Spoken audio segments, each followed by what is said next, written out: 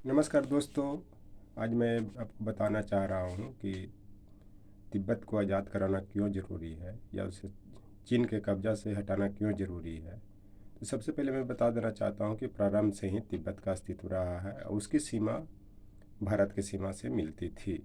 लेकिन जब 1949 में जब चाइना आज़ाद हुआ तो उसके बाद उसने तिब्बत पर ज़बरदस्ती कब्जा किया, जिसका विरोध पंडित जवाहरलाल नेहरू जी ने प्रारंभ से ही किया। उसी को लेकर के पंचशील समझौता 1954 में हुआ। उसके बाद में भी बार बार समझौता होते रहा, लेकिन अंततः चीन धोखेबाज ने उस पर कब्जा करते हुए, तिब्बत पर कब्जा करते हुए उसने 1962 में भारत पर भी आक्रमण किया। और उस समय के जो शासक माओ तसे तुंग था, वो बताता था कि तिब्बत जो है चाइना की हथेली है, और वो 5 उंगलियों बतलाता था: नेपाल, भूटान, लद्दाख, अरुणाचल प्रदेश और सिक्किम। इस कारण तिब्बत का जो बॉर्डर है वो भारत से मिलता है, चाइना का नहीं मिलता है। इसलिए तिब्बत को आज़ाद करना ज़रूरी है। और इसमें मैं आपको बता देना चाहता हूँ जो डोकलाम का भी जो इलाका है और जो भूटान के साथ जो चल रहा है विवाद, जिस पर भारतीय सेना अडिग है, वो तिब्बत से ही लगता है। इधर चाइना आप देख रहे हैं कि नेपाल तक में घुस आया है, जिसका नेपाल सरकार विरोध नहीं कर रही है। लेकिन मैं आपको बताना चाहता हूँ कि नेपाल और जो भारत का जो संबंध है, रोटी बेटी का संबंध है। रोटी बेटी का संबंध का मतलब ये होता है कि जो नेपाल की जो भारत के बीच जो वैवाहिक संबंध है, वो खास करके उत्तरी बिहार और जो ईस्टर्न यूपी, जो गोरखपुर का जो इलाका है या बस्ती का इलाका है, नेपाल और भारत के बीच में लड़के लड़कियों की शादी होती है। रोटी का संबंध का मतलब होता है कि नेपाल का जो अर्थव्यवस्था है वो लगभग भारत पर ही डिपेंड है। लेकिन जब मोदी सरकार ने आई सत्ता में, तो 2015 में ही नेपाल भारत के बीच में जो नाकेबंदी कर दिया गया, जिसके कारण नेपाल का जो झुकाव चाइना की तरफ हुआ, और आज तक वो चाइना की तरफ है, जो भारत के लिए खतरा है। लेकिन जो उंगलियों बतला रहा है कि भूटान और नेपाल को भी चाइना बता रहा है, तो इसका मतलब है कि ये भूटान और नेपाल का भी अस्तित्व नहीं बचने देगा। अब आज की जो भारत सरकार है दबोपन की परिचय दे रही है, डरपोक है। इस कारण कि ऐसा कभी कांग्रेस की गवर्नमेंट में भी नहीं होती थी, उसको वापस जाना पड़ता था। जैसे ही ये मोदी गवर्नमेंट आई, उधर से सब सेना करके बैठ गई, और ये कुछ नहीं कर रहे। क्योंकि आप देख लीजिए 62 के बाद भी जो बहुत सी जो दर्रे थे उसको भारतीय सेना ने मुक्त करवाया। उसका कारण था कि भारत सरकार फ्री हैंड दिए हुए था इंडियन आर्मी को और पैरामिलिट्री को। लेकिन आज के जो दौर में जो है कि भारतीय सेना इंतज़ार करते रहती है, लेकिन पूरी तरह उनको छूट नहीं दी जा रही है।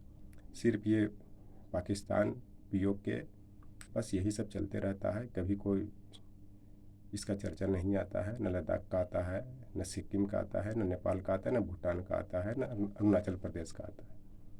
तो आप इसी से अंदाज लगा सकते हैं कि देश में क्या चल रहा है, नहीं चल रहा है। और सामरिक दृष्टि से भी ये सब जो दो कंट्री है, भारत के जो 3 स्टेट हैं, वो भारत के लिए महत्वपूर्ण है और इसको सुरक्षित रखना भी ज़रूरी है।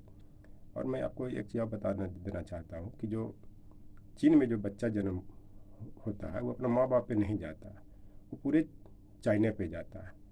और जो भारत का जो बच्चा जन्म लेता है, वो माँ बाप पे जाता है। इसका मतलब है कि भारत का जो जो भारतीय बच्चा का जो जीन है, वो डीएनए है, वो पूरी तरह माँ बाप के से मिला होता है।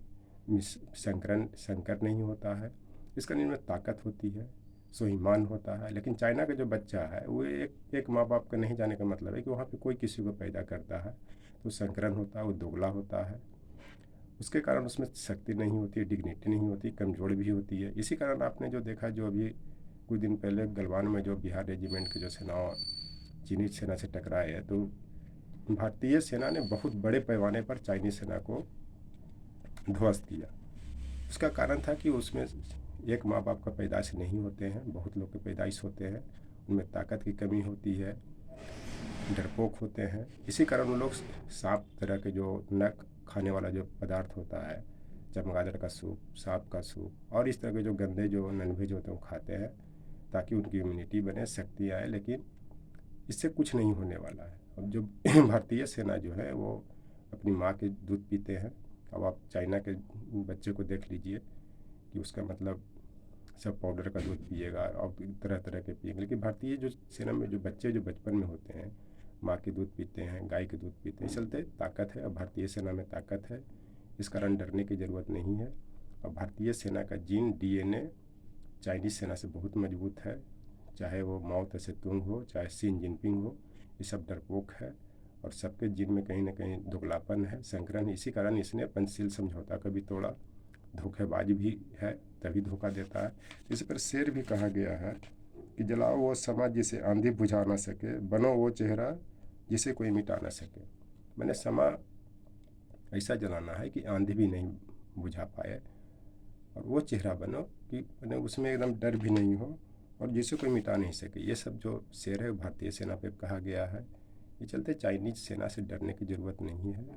अब शुरू से देख लीजिए, वो तिब्बत के सहारे ही वो आगे बढ़ रहा है, चाहे वो भूटान का इलाका हो, चाहे वो नेपाल का इलाका हो, चाहे भारत का इलाका हो।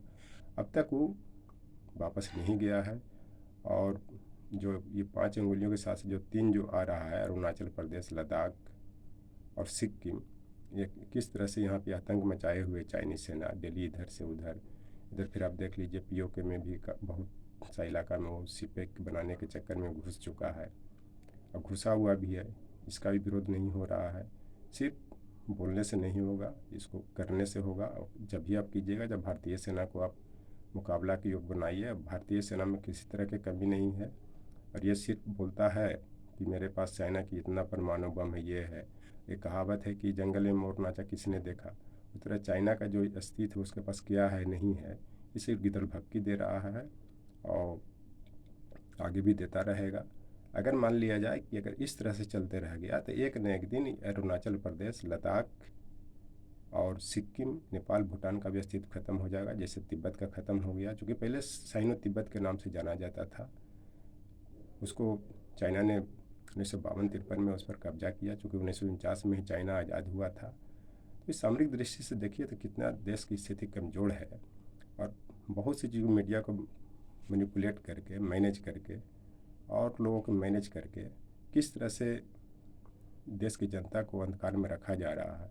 और ख़ास करके जो आर्मी का जो पद होते हैं, खास करके जो मुख्य पद पे, वो अपने लोगों को खास करके बैठाया जाता है कि उनके मुताबिक काम हो, उनके हिसाब से न्यूज़ छपे, उनके हिसाब से मीडिया चले और उनके हिसाब से सब कुछ हो। तो एक न एक दिन ये तो सरकार किसी का भी रहे, सरकार आती रहेगी, जाती रहेगी। लेकिन जब एक बार सीमा सिकुड़ जाता है तो वो फिर, या सीमा पर कब्जा हो जाता है तो फिर वापस आने में बहुत टाइम लगता, हो सकता आ भी नहीं सकता। जैसे आपने अक्साई चीन को देख लिया, चाइना ने जो कब्जा किए हुए है, कितने दिनों से 62 के बाद से जो कब्जा किए हुए है, लेकिन अब तक वो उसको खाली नहीं करवा पाया है भारतीय सेना या कोई भी देश का भी, जैसे डोकलाम का ही इलाका हो, चाहे कहीं भी हो। तो इस चलते इसका नेपाल, भूटान और भारत को एक त्रिकोणीय संधि बनानी चाहिए। आप ब्रिक्स बना लें, रिक बना लें, उस देश के साथ आप संधि में शामिल हैं, चाहे ब्रिक्स हो चाहे रिक्स हो, जो आपका सबसे बड़ा दुश्मन है। और इसी सब को फ़ायदा उठा करके आपको नुकसान करता है। जो कि अरबों डॉलर का व्यवसाय जो है चाइना का भारत से हो रहा है, जबकि भारत का चाइना में ऐसा कोई व्यापार नहीं है इतना मैंने कॉस्टली। अब एक तरफ दोस्ती भी करते, एक तरफ दुश्मनी भी, ऐसा नहीं चलता। या दोस्ती करे या दुश्मनी करे। अब व्यापार भी कीजिएगा, मान लिया जाए कि आपका वहाँ बहुत रुपया का मान लिया वस्तु व्यापार में फंसा हुआ है, तो आप उससे युद्ध नहीं कर सकते। चलते इसको बंद करके इस पर हावी होना है। अब तिब्बत को मुक्त करवाना ज़रूरी है, क्योंकि जवाहरलाल नेहरू ने भी बहुत प्रयास किया, लेकिन कुछ ऐसी परिस्थितियाँ बनी, 62 में हार हुई तो थोड़ा वो भी कमज़ोर हुए और उसी शोक में उनकी डेथ भी होती है। शायद अगर वो रहते तो तिब्बत को मुक्ति मिलती।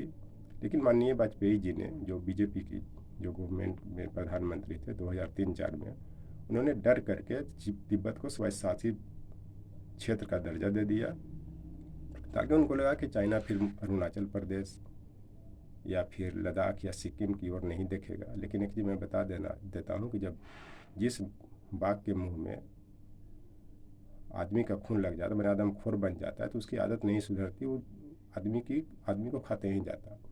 तो उसी तरह चाइना सुधरने वाला नहीं है। इस बार इसको मुंह में खून लग गया। खून लगने का मतलब है कि इसको भारतीय सीमा को सिकुड़ाने का आदत बन गई है, धीरे धीरे सिकुड़ा रहा है। चाहे कहीं भी देख लीजिए, कहाँ भी हावी नहीं है। तो इससे मुकाबला करने की ज़रूरत है और तिब्बत को मुक्त करवाने की ज़रूरत है। अब ये जितना मतलब मान लिया जाए कि आप लद्दाख या अरुणाचल प्रदेश डोकलाम या गलवान को लेकर के हैं, उससे ज़्यादा फोकस आप करें तिब्बत पर कीजिए। उसका कारण है कि मान लिया तिब्बत को आज़ाद भी करा दीजिए, कुछ नहीं हुआ। जैसे पाकिस्तान बहुत उछलता कूदता था, 1971 में बांग्लादेश को तोड़ करके श्रीमती इंदिरा गांधी ने आज़ाद करवा दिया, तो भारत में आज शांति है नहीं। तो हो सकता था कि आज आतंकवाद पश्चिम बंगाल, बिहार, असम, पूरा नॉर्थ ईस्ट तक फैला रहता, जिस तरह से कश्मीर में फैला हुआ था या अभी भी है।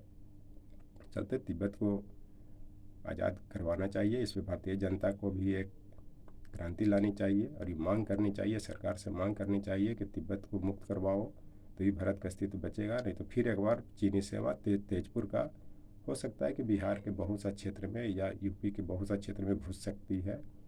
और भारतीय सेना मुकाबला करते हुए भी चूँकि लास्ट मोमेंट में मान लिया जाए भारतीय सेना को आदेश देते हैं तो फिर सक्षम नहीं हो पाता, चूँकि तैयारी करने में ही टाइम लग जाती है।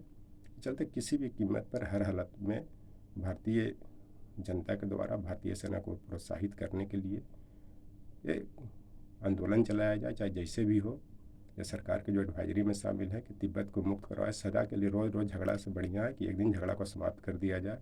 वो झगड़ा की समाप्ति तभी हो सकती है जब तिब्बत को मुक्त करा दिया जाए। Thank you.